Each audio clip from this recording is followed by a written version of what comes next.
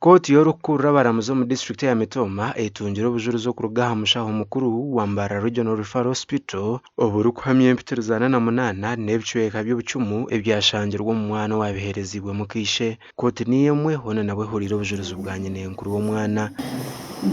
So these are the ones which are bundles, and over them we opened up his abdomen.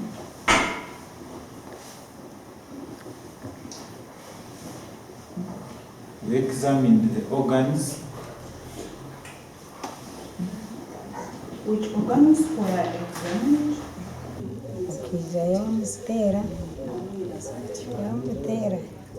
Umwana yiza yampungiraho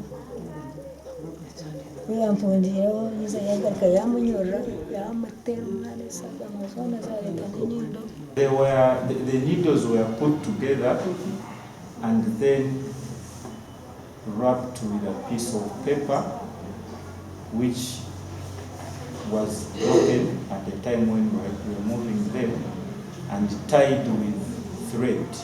Bwanyuma y'omushaho kworeka ko tebyashangirwa omwana ogu uwamukisha w'omwana abire atandika kugambisibwa bitakwatirine kandi uwishe w'omwana atachire ko tokuca orubanza orwo omu bwire.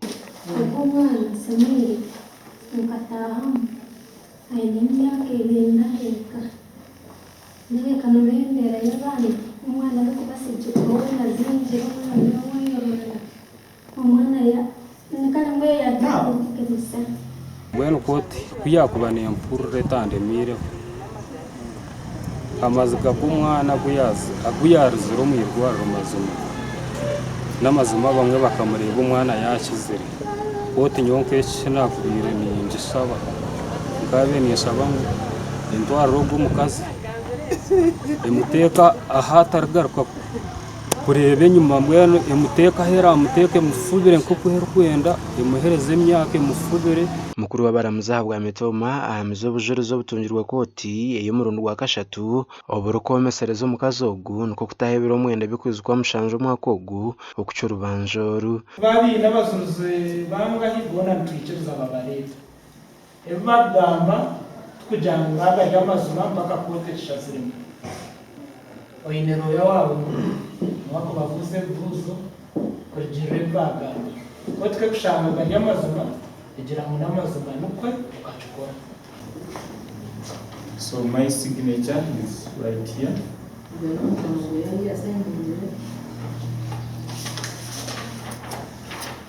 And the handwriting on this page as well as this other one. Cyakubire nangwe ekibasa babarankeze empitirizo anana musanzu yabaniye emyaka eyibamukoma tutargarukana kumureba ninga sikukiro bacyabiro gwabire nkomugisha gwe yagaruka n'omuhanda gwo kumutozo wanje atarugureba agumizemo gwo kumutozo wabo agaruka wabo.